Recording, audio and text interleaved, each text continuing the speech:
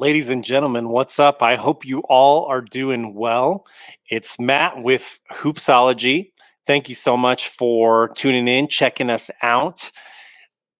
We have a lot to talk about today. We have a lot to talk about, and I couldn't wait until our usual Sunday recording time to update you guys and discuss some of the things that are going on this week in the NBA because it has just been packed with news, packed with good and bad news, unfortunately. So I'm excited to dive into all of that with you real quick. We are a part of the Off the Glass Basketball Podcast Network. If you go to otgbasketball.com, you can see our homepage along with a lot of other cool podcasts, a lot of team podcasts. So if you're a Heat fan, there's a Heat podcast. Shout out to Kyle Russell and Heaters Gonna Heat podcast. If you're into the 76ers, It's Always Something in Philadelphia is a great podcast on the Sixers. Celtics Lab podcast. Shout out to those guys, along with plenty other great podcasts. So if you are looking for a team-specific podcast, along with some other great basketball and other topics, other pop culture topics, check out otgbasketball.com. As always, you guys know where to find our show. If you're checking this out on YouTube, what's up? Make sure you leave us a comment, like, share, subscribe. If you're listening to the podcast, make sure you are subscribed to that. We appreciate your guys' support tremendously. You'll notice I'm doing this show solo. So quick shout out to my co-host, Justin. I hope you had a great day. It'll be Friday by the time you guys listen to this podcast. So let's get right into this. And let's start by talking about stuff that has gone on the court. Let's update you guys on round two. So the only round two series right now that is wrapped up is the series between the Phoenix Suns and the Denver Nuggets. That series was a sweep. Phoenix has swept the Denver Nuggets. This is old news at this point. So the big update here, I'll wait, I guess, to talk about this. Let's talk first about a really fun Denver Nuggets team that had unfortunate circumstances, and that's going to be a common theme in today's podcast, unfortunately, with injuries being such a huge narrative in the league right now. But the Nuggets, just without Jamal Murray, without some of their pieces, just did not have enough to really contend with the Phoenix Suns. And it was apparent right off the get-go. Justin and I talked about this on our last episode.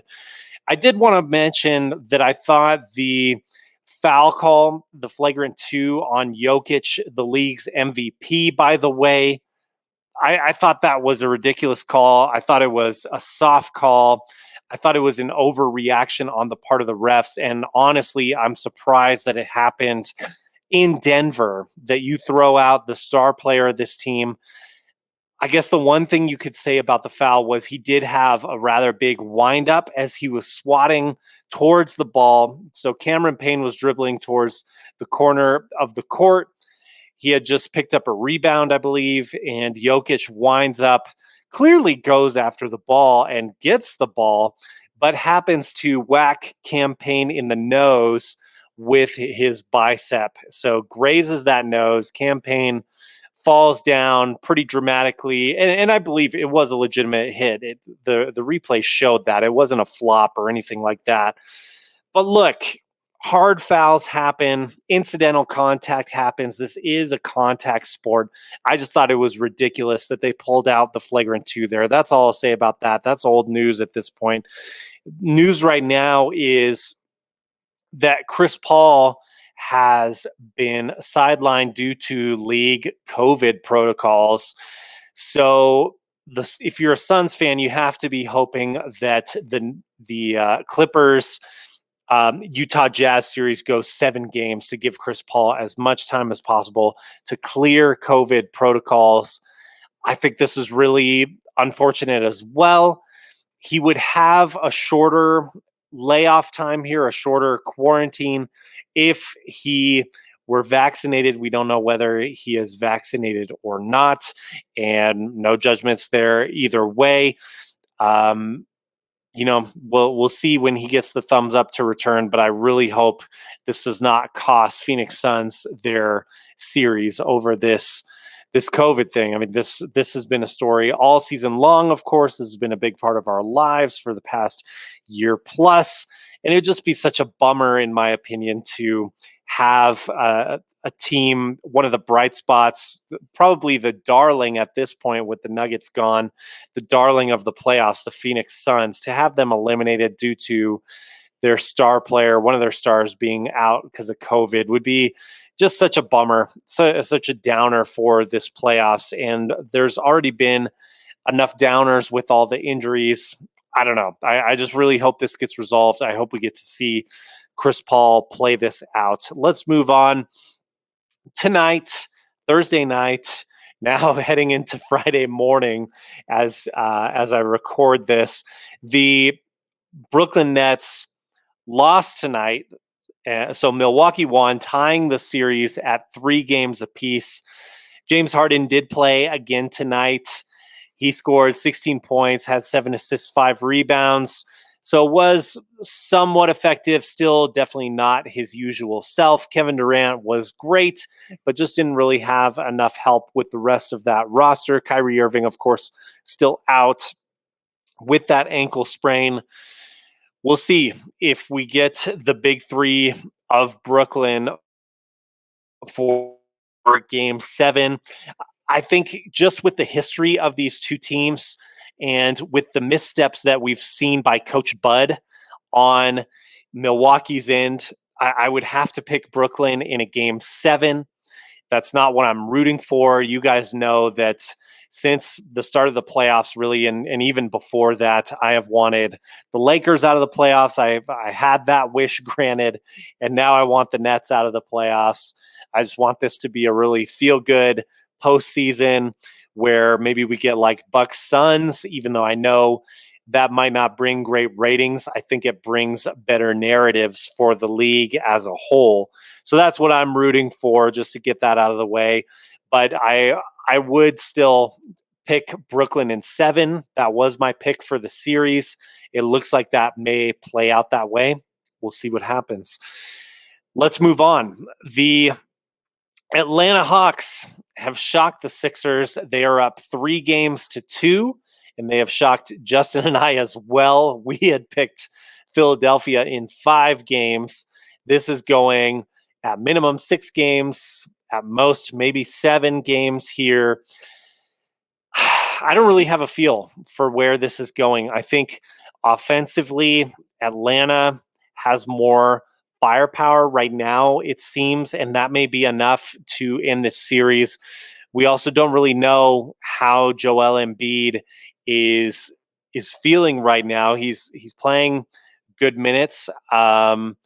You'd have to think with the meniscus injury that he's playing through, the longer this series goes, the more you have to worry about the 76ers. So it does seem like Atlanta may pull this off. And I think it is, we're going to see a lot of teams just with some of the other news I'm going to be mentioning later on. A lot of teams are going to have some major changes this offseason. I think more than usual. The offseason has been a huge thing in the NBA for a while now, and we've seen some really dramatic changes over the last 5 years, over the last decade, especially the offseason. It's just huge in the NBA. I think this year will be no difference. I think if you are the 76ers and you lose to the Hawks here, even with the meniscus issue with Joel Embiid, it may be time to end the Ben Simmons, Joel Embiid experiment. Side with one or the other, move whoever you don't side with, and let's do something different. And I would think that Daryl Morey would kind of be of the same mind. He's a guy that has been pretty aggressive as a president of basketball operations. And so I don't think he will sit idly by and wait for the Embiid Ben Simmons experiment again one more year when they were the top of the East just about all year long and the number one seed in the playoffs. They should not be losing to the Hawks in this series. But on the flip side, kudos to Trae Young and kudos to the Hawks. We gave Trae Young a lot of kudos in the last episode. I would just echo that right now. If they pull this off, I mean, this is a good feather in his cap to start out. This is his first trip to the playoffs and to get to the Eastern Conference Finals. Even though the East is weak, I still give him a lot of credit for that. It's funny, I would have thought more so that this would be the year for Luka to kind of make his rise in the West, especially with how the Lakers started. But it looks like the young rising star is Trae Young. Let's move on. The Clippers lead the Utah Jazz 3-2. This does not surprise me, as I picked the Clippers in 6. Justin had that as his pick as well for this series. But a wrench has been thrown in the gears here. Kawhi Leonard out indefinitely, as far as I know to this point, with a knee injury.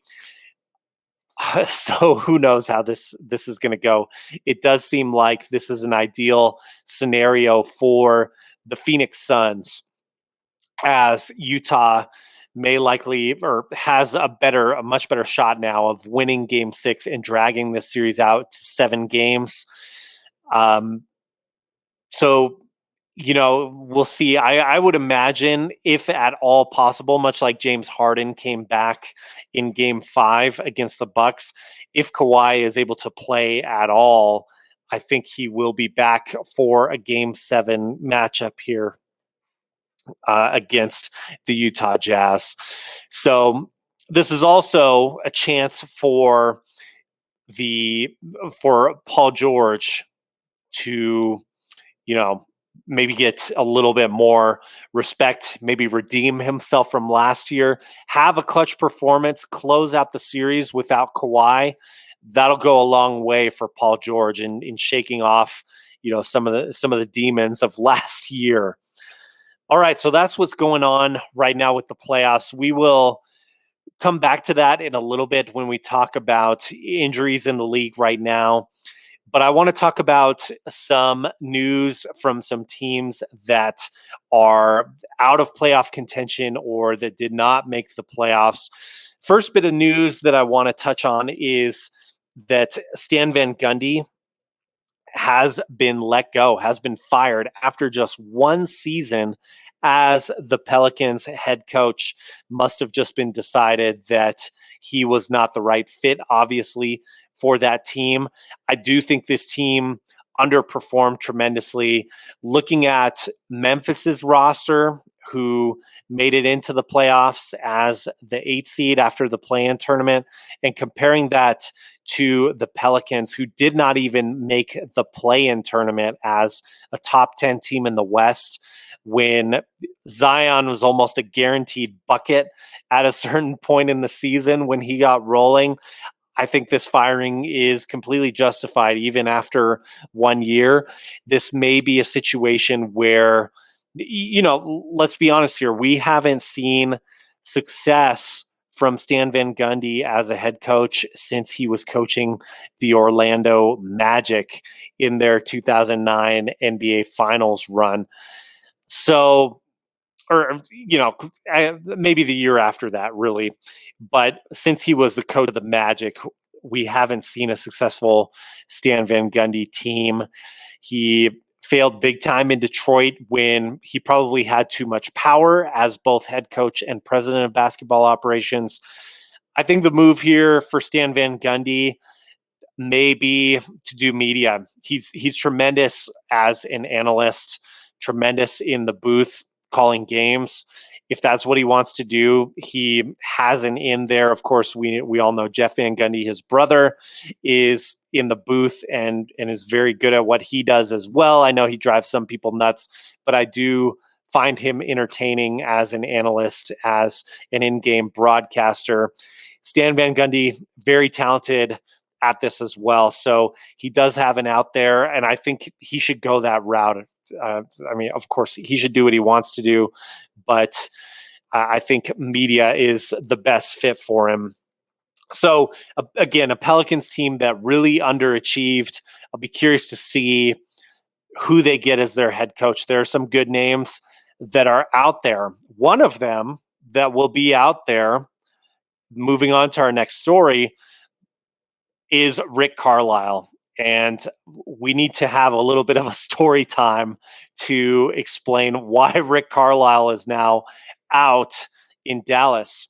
So the decision came down from Dallas yesterday, I believe, to let Donnie Nelson go as president of basketball operations, a guy who is a legendary coach who was with the Mavericks for 24 years now, went from coaching into the front office and was managing this team, was actually the guy who brought in Rick Carlisle from the Indiana Pacers to the Dallas Mavericks, or I'm sorry, from the Detroit Pistons, I believe, to the Dallas Mavericks. Well, in any case, Carlisle coached on both the Pacers and the Detroit Pistons and had success there.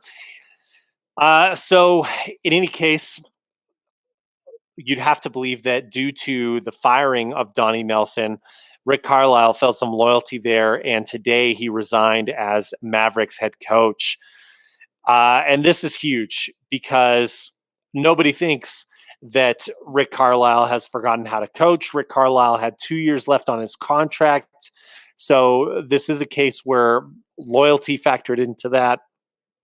And maybe he sees the drama going on with Porzingis, the drama going on with this roster that maybe he and Luka are not getting along. And he said he's excited for his next coaching adventure. So he's not done coaching. He would still like to coach somewhere, it seems, based on his statement to ESPN. But this is really bad news if you're Dallas. And Luka made it clear he was upset that Donnie Nelson was let go. And I just don't think you're going to get a better coach than Rick Carlisle with what's out there. Even if you bring in a guy who I think also is a great coach in Terry Stotts, it's still not as good of a coach as Rick Carlisle. Maybe a better fit. There's always a chance of that, but I sincerely doubt it. And if you're Dallas, you also have to wonder and be weighing if Luka Doncic's future with the team is now in jeopardy.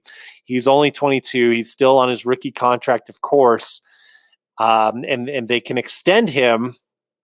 He'll be, an unrestricted free agent, or I'm sorry, a restricted free agent, so they can extend him. But when we hit that 7-year mark for these rookie contracts and restricted extensions, after that period of time, we saw Anthony Davis leave the Pelicans. We've seen many cases here where stars that are unhappy in their original drafted team will leave at this point. So you got to be worried if you're a Mavericks fan, if that's going to be the case for Luka Doncic. But on the other hand, there is a lot of time that they have him under contract. If they can get some stability, if they can make some moves, if they can get him some more help, I do think players are still going to want to play with Luka, a very talented playmaker, of course, as we saw in the playoffs. So I don't think it's maybe as gloom and doom as has been portrayed with this recent news in Dallas, but you need to get it together soon. And I think next year you need to start making strides, get past that first round, as I've already laid out there and predicted that I think the Mavericks will be past the first round next year. So maybe this plays itself out over time, and certainly in time before that, before Luka Doncic becomes an unrestricted free agent and can look at other teams. Let's move on. This offseason, the league is going to be reviewing rules regarding offensive players forcing contact to draw fouls. So the player that was most criticized for this year, James Harden has been criticized in the past for this, still does this to a certain extent. A lot of big name players do this, but Trae Young was the player who was most criticized for this type of a play. And so again, it's offensive players on a jump shot forcing contact. So typically what happens is said player will, let's say they're at the 3-point line, they do a pump fake and they get a defender to jump. But maybe that defender is to the side of them, like they ran up to try and catch them. The player who did the pump fake sees that they have them in the air. That player is not trying to contact them. Even if they were to jump straight up and shoot that jump shot, they would not hit the defender. So the offensive player to draw the foul will, once that defender is airborne, lean into them and take the contact and draw the foul on the defender. I think this is a pretty, well, first and foremost, I'm glad that the league is reviewing this. This needs to be reviewed. And I think there are certain plays where this happens where it's good gamesmanship. Like if you can draw a pump fake and use a natural shooting motion to take some contact and get a foul drawn, I think there are plays where that makes sense with the contact in the game and in the flow of the game. There have been plays where Trae Young, this has happened many times over the course of the season, where he would, let's say he breaks into the top of the key, so just inside the 3-point line, and his defender, he blew by his defender. He slows down, he does a pump fake, and then actually like falls back to draw the foul from the defender behind him.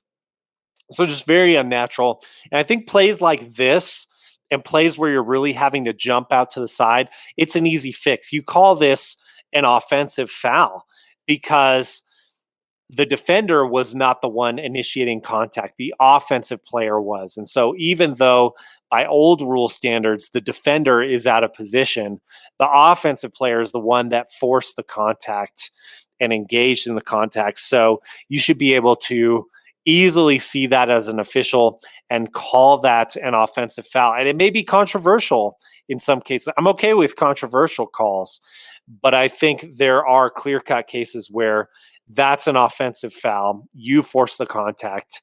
So the foul's on you. It goes to the other team. I don't think that this should be something that requires video review. We have, in my opinion, too much video review as it is in the league, and I don't think we need to pile on and add video rule to the review to the situation. I would be okay with making this a fine sort of situation, like if you're arguing this could endanger the health of certain players, like causing awkward landings. I'm okay with a fine. I think if you make it an offensive foul, that will cut this out maybe more effectively, even so, than fining. And the other thing that I hope the league reviews, I doubt this will happen, but I would ask, and I think a bigger problem right now is the flopping that players are doing. Several instances of this happening. I mean, just about any game, you can find a really egregious flop job by a given player.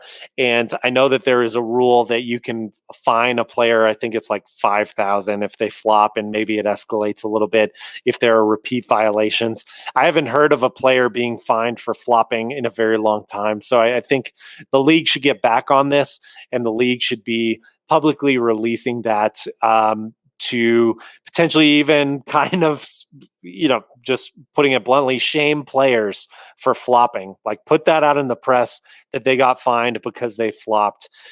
Because I think some of the flopping has really been over the top. And that's something that's just about any major star right now has done at some point or another. And there's a ridiculous clip of like Jimmy Butler flopping I believe from last season, where he's lying on the ground and like looking up at the ref to see if he's made a call yet or a decision, and then he puts his head back down as though he's still wincing in pain or whatever from what happened on the foul call, and just really hamming that up. So the flopping is an issue that also needs to be fixed. But I'm glad they're looking into this rule with offensive players forcing this contact.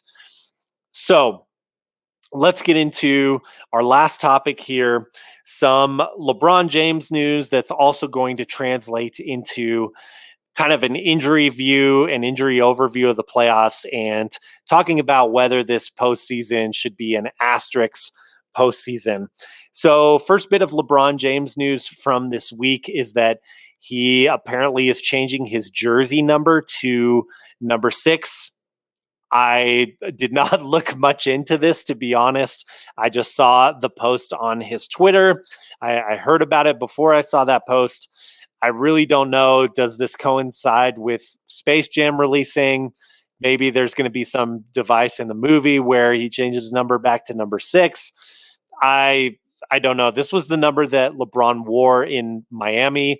As you all probably know, he entered the league with number 23, changed it to 6 in Miami, wore 23 for his return to Cleveland, and then for his time in LA so far. So he's changing jersey back to number 6. So, hey, if you're a diehard Lakers fan and if you're a diehard LeBron fan, I guess you have another jersey that you'll need to buy if you want to keep your jersey collection current. LeBron, part of the reason I bring that up is to lead into the complaints of injuries this week. Of course, anytime there are injuries, that's unfortunate. That's not something we ever want to see. And the injuries do seem to be up this playoffs. Injuries. Well, first, let's hear what LeBron had to say about this. And I'm just going to read. It's 3 tweets. I'm going to read them verbatim. So I'm not going to proof them for LeBron. So you can hear LeBron's thoughts on this, because even though LeBron's eliminated from the playoffs, he's still pretty vocal on Twitter. Okay, so from yesterday, they all didn't want to listen to me about the start of the season. I knew exactly what would happen. I only wanted to protect the well-being of the players, which ultimately is the product and benefit of our game. These injuries isn't just part of the game. It's lack of pure rim rest before starting back up. 8, possibly 9 All-Stars has missed playoff games, most in league history. This is the best time of the year for our league and fans, but missing a ton of our fave players. It's insane. If there's one person that know about the body and how it works all year round, it's me. I speak for the health of all players, and I hate to see this many injuries this time of year. Sorry, fans. Wish you guys were seeing all your fave guys right now. And then prayer emoji, crown emoji. So that's what LeBron has to say about that. Look, I think we're all frustrated about the injuries. I do understand some of LeBron's frustration there. LeBron's tight with Chris Paul. Chris Paul is the head of the players' union. The players agreed to this NBA season. So this was a mutually beneficial agreement for both the players and the ownership of the league. So I don't fully appreciate LeBron's outrage there. He's this kind of "I told you so" tweet. You didn't have to agree to the terms and play. I think LeBron, of course, maybe is the richest current player in the NBA. You would think he's at least one of them, being that he's the greatest of his generation. He would be fine missing an entire season. It's the other guys in the league that would really take a hit had they taken time off. Look, it's not a pretty picture when you look at the injuries. Like just pulling up the playoff bracket here, and I'm going to read the round one matchups, and we're going to review where there's been injuries, at least all the major ones that I can list off of the top of my head. So in the West, Utah, Memphis, Utah, Donovan Mitchell was injured in the first round. Mike Conley is, I believe, currently still injured, or at least for a good chunk of the Utah Clippers series was injured. Clippers, Dallas, Kawhi's injured right now, out indefinitely, apparently, with this knee injury. Dallas, Luka injured his neck in the first round. There were doubts whether he was going to come back for games 6 and 7. Denver, Jamal Murray was hurt during the season, ACL injury. I believe there's another injury for Denver, Will Barton. Phoenix, LA, Chris Paul injured first round, had a shoulder injury, was able to come back. LA, Lakers, obviously. LeBron had an ankle issue he was dealing with. He wasn't 100%. Anthony Davis was out, had a groin strain, as well as a sprained knee that he tried to come back from. Okay, so there's on the West, and that's probably not even a fully comprehensive list. East, Joel Embiid, meniscus injury. Let's see. Knicks, Atlanta. I'm blanking on injuries there. Washington. I don't think there are major injuries there. If I'm wrong, hey, correct me in the comments. Milwaukee, no major injuries. The Heat had injury issues all year. I think they were a little rusty and lackluster, but I don't think they were extremely injury plagued during the playoffs. But Boston Celtics, of course, Jaylen Brown was out with a season-ending injury. And Brooklyn, of course, James Harden, hamstring injury in the first round, has come back, but is still clearly not 100%. And Kyrie Irving was out with an ankle sprain that happened. I believe that was game 4 where he was out. So again, point being, there have been a ton of injuries. It's a problem. Guys are fatigued. This is an outlier year. Yes, there was less rest for some of these teams between the off season and leading through the start of this season, especially, of course, the Lakers and the Heat, who made it all the way to the finals. A lot of these other teams, Clippers included, the Jazz, the Nuggets, a lot of these teams played in the bubble playoffs. So, yes, there's been a short rest time. This has been a problem for several years, though. I think 4 of the last 7 finals, if I'm not mistaken, there have been major injuries to star players playing in the finals. You'll recall in 2019 when the Raptors won the title, Klay Thompson was out. Steph Curry had injury issues. Kevin Durant had his Achilles injury before going to the Brooklyn Nets. So there were several injuries that happened in that finals. There was a finals, the first time the Cavaliers and the Warriors matched up, where Kyrie and Kevin Love on the Cleveland Cavaliers at the time were dealing with injuries, and LeBron and Matthew Dellavedova and Richard Jefferson basically had to try and carry the Cavs through that series. So this has been a narrative for a while.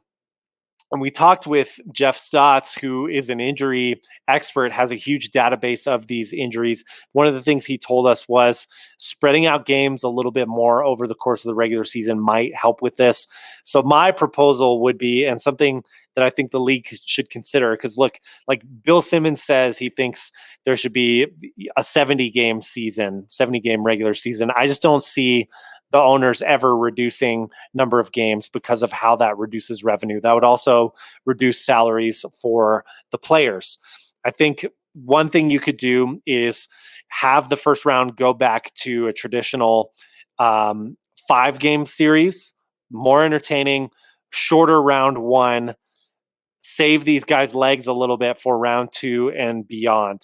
That's another thing that I'm doubtful will ever happen, just again because of the revenue of potentially two less games. But I think what you could do that would be reasonable for the NBA is um, stretch out your regular season a little bit more, and maybe put summer league closer to the end of the summer rather than in July. So maybe summer league moves to August if possible. Um, but I think you're going to need to find a way to avoid any and all back to backs. The pace of this season was intense, ferocious. It was a real grind, not just because of all the COVID stuff, but because the league was trying to get games in as many as possible. 72 were planned before the Olympics got started. Next year, when hopefully we have a more normal looking regular season, I think if the league extended the season up to about 4 weeks to space games out even more, I think that would be fine. And I don't think it would hurt the league from like a drama, suspense, ratings standpoint to drag things out a little bit more. We're already dragging things a little bit more with the off season. We're talking about the league a little bit more. You would extend that window of time you're talking about the league as well. So I think that is what I would do, is look into ways to go at a more leisurely pace. We also need to find a way on the other end, and this is something that I'm hoping to talk about with Justin, maybe debate a little bit about this or brainstorm, but we need to find a way to have these players wanting to play games as well. Because when you have LeBron lamenting the start of the season, it's not a good vibe. If I go on Facebook, Twitter, wherever you do social media, and I start griping about having to go to work, it's not something you're going to want to read on my social media or anyone's social media. It's the same thing when the players do it. It's just not very relatable to us as fans, in my opinion. I do think the NBA is a grind. It's a lot of running per game, no matter how you look at it. But I think we need to find a way to connect the players with the fans a little bit more and make sure that players are playing for most of the season. One thing that I've mentioned that I think would help with this is having to play a minimum of 75% of games for your team in order to qualify for all NBA team and end of season, regular season awards like the MVP award, like Rookie of the Year, etc. I think incentives like that would really help encourage these players to play the majority of those games, or at least 75% of games, in order to be able to reach those accolades. And I know it's kind of silly to maybe have to incentivize that way, but when, again, I'll bring this up again, the Brooklyn Nets as a trio, and some of this is due to injury. Well, a lot of it's due to injuries, in fairness, but we've only seen them together a dozen times as a big three, and they were one of the biggest things that was billed to look forward to this season. So I don't know. We got to figure out a way to fix this injury issue and load management issue. We got to get the players caring about the regular season so that we as fans can care about the regular season more. And casual sports fans, not just diehard NBA fans like myself, but casual sports fans can care about the NBA as well. Because right now, if the players don't care about the regular season, then why should you and I? Just plain and simple. Other than the fact that we love basketball, but we got to have that consistency there. Okay, last thing I want to mention, and then I'm gonna bounce out. This has actually been a little bit longer than I was expecting, but that's good. There's a lot going on. Should this playoffs be an asterisk due to all these injuries? Look, a lot of people are saying this should be an asterisk season. I don't really know. I guess my question in return, if you're determined that this should be an asterisk postseason, is why? What constitutes that? What is the line? Is it like once the fifth All-Star in the playoffs is injured? You heard from LeBron, we've had 8, maybe 9 players out. Once the fifth All-Star is out, is that an asterisk season? Again, look, we've had examples. 4 out of the last 7 finals, I'll say it again, there have been major injuries that played a role in who won the finals. Maybe it didn't change the outcome. Maybe it would have been the same even if everyone was healthy, but we just don't know that, and major stars were injured. So I wouldn't go back and retroactively put asterisks on all those previous champions where they dealt with injury issues and things like that. So I would not put an asterisk on this season. I'm not a fan of this asterisk argument in general. You roll out the ball and you play the games that are in front of you, and I don't fault whatever team wins this, whether it's the Nets, whether it's the Bucks, the Hawks, the Suns, whatever team wins it.